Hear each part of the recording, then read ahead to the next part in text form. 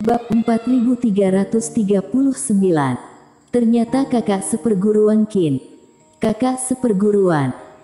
Melihat Erik Qin memahami pikirannya, Riko Zeng merasa sakit dan tidak mengatakan apa-apa lagi. Selanjutnya, di bawah bimbingan Erik Qin, para kultivator melepaskan iblis yang disegel oleh patung tersebut. Ini adalah hantu jahat yang haus darah dan basis kultivasinya tidak tinggi. Setelah membuka segel, dia langsung tertawa heboh. Darah, aku ingin minum darah, darah kalian adalah milikku. Dia melirik dengan rakus ke arah Riko Zeng dan yang lainnya, menjilat lidahnya yang panjang, berniat menelan semua darah para kultivator. Namun, dalam pandangan Erik Qin, dengan kekuatan hantu jahat ini, bahkan jika Riko Zeng dan yang lainnya tidak pulih, 6 orang bisa mengalahkannya juga. Namun, Riko Zeng dan yang lainnya sedang dalam mood yang buruk dan tidak ada yang mood untuk memerhatikan hantu jahat. Maka hal berikutnya yang membuat hantu jahat bingung adalah sebelum dia mulai bergerak, Riko Zeng dan lainnya mundur dengan cepat dan dengan cepat terbang keluar dari area tirai cahaya. Hantu jahat bahkan tidak menyelesaikan kata sambutannya, dia mengeluarkan teriakan aneh dan disegel lagi oleh energi bintang. Segera setelah itu, Riko Zeng dan yang lainnya menyentuh patung itu lagi. Hantu jahat terbang keluar lagi dan mereka terbang keluar dari jangkauan tirai cahaya lagi. Hantu jahat disiksa beberapa kali dan hampir gila. Apakah ada yang salah dengan kalian? Jika kalian bukan lawanku, keluarlah secepatnya. Jika kalian ingin bertarung, datang dan bertarung. Apakah yang kalian maksud untuk bolak-balik? Setelah beberapa kali, dia tidak repot-repot membuka mulutnya dan langsung pergi ke kerumunan setelah dia keluar. Hanya saja kecepatan para kultivator masih lebih cepat darinya. Itu dilepas lagi dan disegel kembali lagi dan lagi. Riko Zeng dan yang lainnya mengikuti tetua Cui dan yang lainnya sebelumnya dan mereka tidak memiliki banyak poin bintang. Setelah bolak-balik 4 atau 5 kali, sosok-sosok itu menghilang satu persatu dan dibawa keluar dari area ini satu demi satu. Pada akhirnya, hanya Riko Zeng yang tersisa. Kali ini, Erik Qin juga terbang ke tirai cahaya. Kakak seperguruan Qiyu, sebelum pergi, bisakah aku bertanya padamu? Berdiri di depan patung, Riko Zeng tiba-tiba bertanya. Tanyakan saja. Nyatanya, Erik Qin sudah menebak apa yang ingin ditanyakan Riko Zeng. Kakak seperguruan, apakah kamu benar-benar Tobi Qiyu? Riko Zeng memandang Erik Qin dengan serius dan sepertinya mengumpulkan semua keberaniannya sebelum dia mengucapkan kata-kata ini. Kepribadian dapat berubah dan beberapa bakat dapat menerobos. Tetapi kekuatannya tidak begitu mudah untuk ditingkatkan. Tidak peduli seberapa berbakat Tobi Qiyu, tidak mungkin dia menghadapi pengepungan 3 kekuatan sendirian, jadi mari biarkan dia pergi dengan tenang. Erik Qin terdiam sesaat, lalu perlahan-lahan menghilangkan penutup teknik rahasia kamuflase Reiki. Melihat wajah asli Erik Qin, tubuh Riko Zeng bergetar. Dia mengenal Erik Qin secara alami.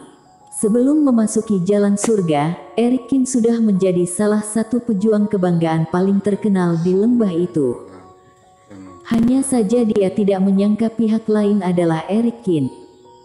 Maaf. Aku berbohong padamu sebelumnya, jadi kamu tidak berutang apapun padaku, kata Erik Qin. Tidak, kakak seperguruan membantuku dan tidak menyuruhku untuk melakukan apapun, tidak peduli siapa kamu adalah orang dermawan bagiku yang seorang Riko Zeng. Riko Zeng tiba-tiba menunjukkan senyum lega.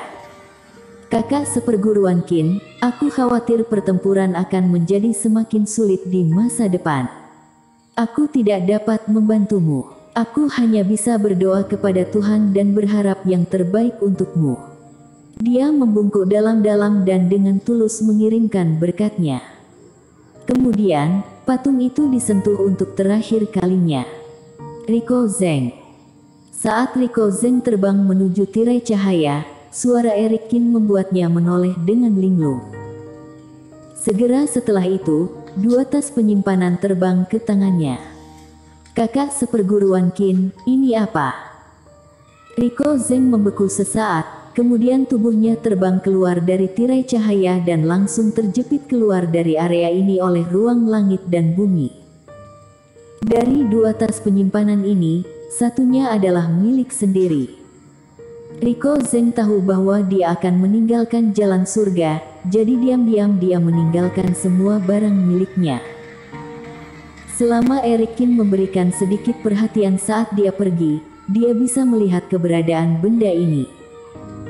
Dan ini juga yang bisa dia lakukan untuk Eric Kin, tidak banyak hal. Namun, dia tidak menyangka akan menemukan semua ini sebelumnya dan mengapa dia mengembalikan tas penyimpanan ke dirinya sendiri sementara masih ada tambahan yang lain. Penuh keraguan, Rico Zeng menghilang dari dunia. Tuan, kamu sebenarnya tidak memiliki banyak batu roh dan rumput ajaib di tanganmu sekarang.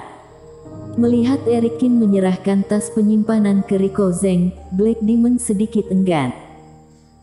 Di dalam tas penyimpanan lain adalah apa yang didapat Eric Kin dari Junaedi Wang dan lainnya. Kecuali sebagian kecil, hampir semua sisanya diberikan kepada Rico Zeng. Aku bisa mendapatkan hal-hal ini nantinya, tetapi Rico Zeng tidak memiliki cara yang mudah. Eric Kin menggelengkan kepalanya dan berkata, aku sudah berutang banyak padanya dan batu roh ini juga bisa menggantikan kerugiannya selanjutnya. Black Demon, apakah menurutmu aku melakukan kesalahan? Eric Kin menghela napas. Meski dari awal hingga akhir, Eric Kin tidak pernah terpikir untuk menggunakan Rico Zeng dan lainnya. Namun bagaimanapun juga, sejak awal hubungan kedua pihak, Rico Zeng memuja dan mengikuti Eric Kin dan Eric Kin selalu menyembunyikan identitas ini. Bahkan pada perpisahan terakhir, Rico Zeng diam-diam meletakkan semua barang miliknya di belakang pohon, mungkin berencana untuk pergi sebelum mengatakan pada dirinya sendiri di saat-saat terakhir, meninggalkannya sebagai benda untuk berkultivasi. Ini membuat Eric Kin merasa agak bersalah. Teman juga tidak boleh seperti ini. Tuan tidak melakukan kesalahan apapun. Dalam situasi aslinya, jika kamu tidak menyembunyikan identitasmu, kamu juga tidak akan memiliki banyak kemungkinan, kata Black Demon dengan suara yang berat. Meskipun dia koma selama waktu itu, Iblis Fu kemudian memberitahunya tentang masalah komanya. Selain itu, tuannya telah baik pada Mingzu sepanjang jalan dan dia layak untuk siapapun. Bahkan jika mengusir Rico Zeng dan yang lainnya pada akhirnya, itu juga masih memikirkan mereka. Eric Kin terdiam sesaat. Meskipun Rico Zeng setia kepadanya, Eric Kin juga percaya bahwa meskipun dia mengetahui identitasnya, Rico Zeng tidak akan berubah pikiran. Lagi pula, dia sendiri yang mengubah nasib Rico Zeng.